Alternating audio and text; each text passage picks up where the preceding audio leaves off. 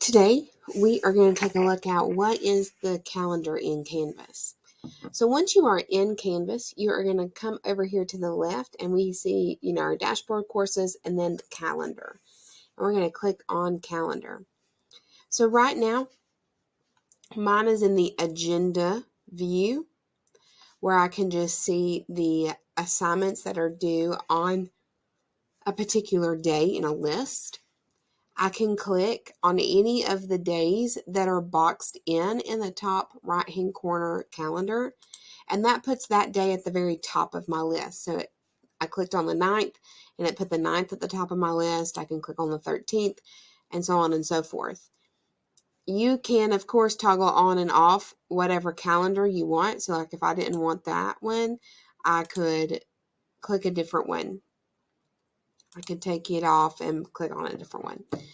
And so students can look at just one calendar for one course or all of them at the same time. If they look at the monthly view, you can see this is a little bit overwhelming and can be a little bit overwhelming for some students because then they would have to match the color with the course if they have more than one calendar on at the same time. You can put it in the weekly view. I'm not necessarily a fan of the weekly view, but that is just my own opinion. And that's just because a lot of the things are due at 11:59 at night. And it puts it down here at the very, very, very bottom because of the time.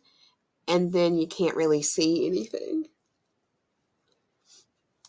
I'm going to go back to the monthly view.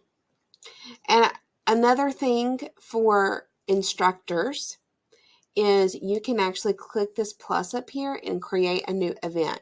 So you could create an event. You can create an assignment from here. You can add something to your to-do list, or you can create an appointment group.